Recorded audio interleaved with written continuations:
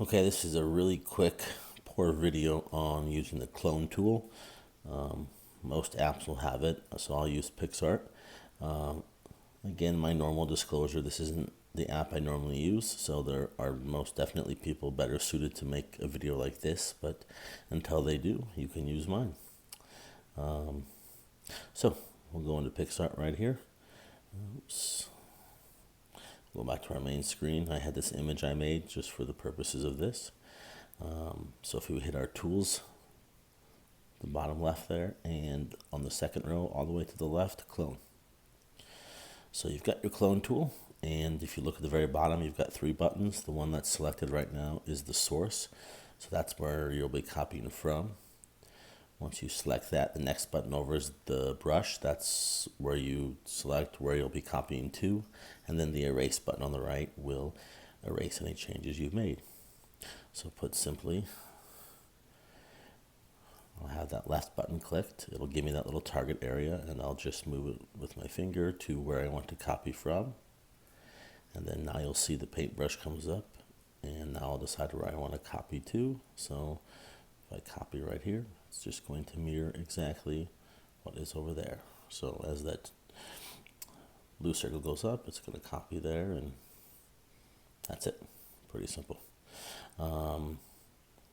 For your buttons, for your paint here, you're going to have three buttons, three options. Size is obvious, opacity, how transparent it is, and hardness, how hard the edges are. So obviously, if opacity and hardness are up all the way, it's going to be just a hard-edged exact copy.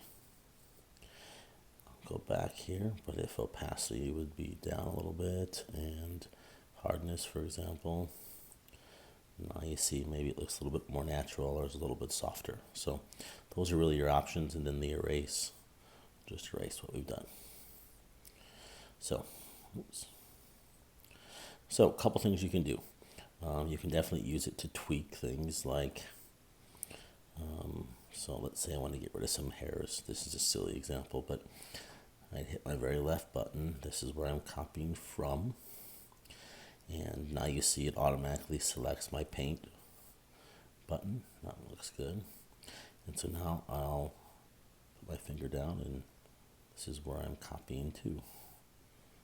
Oops, I should increase my opacity. Alright, so I'll go back, and you can always hit that left button there and start over or reposition where you want to copy from. So I'll select that.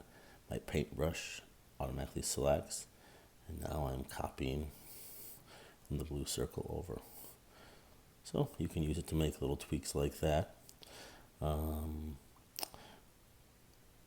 Another option, you can use it for larger things like a blemish or something.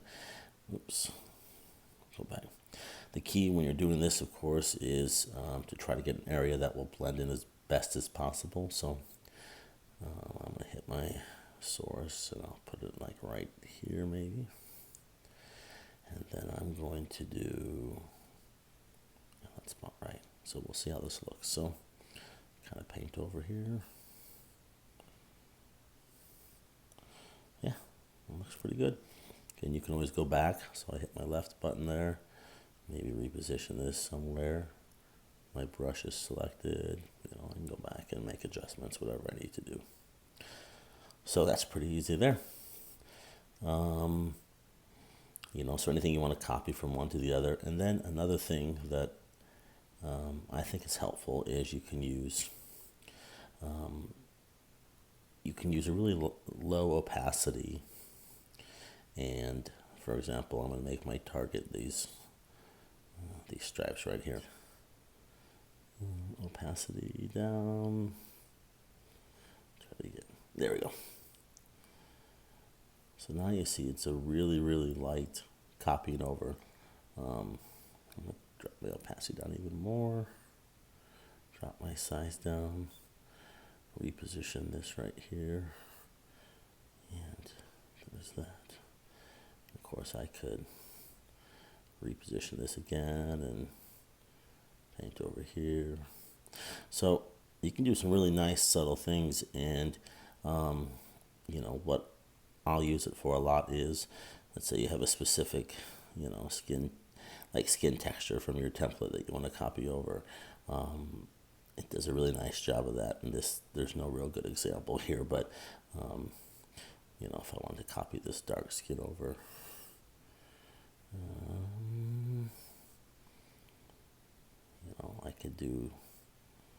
It's not a great example, but yeah, I mean, so you can do some really subtle things on it that will really help out.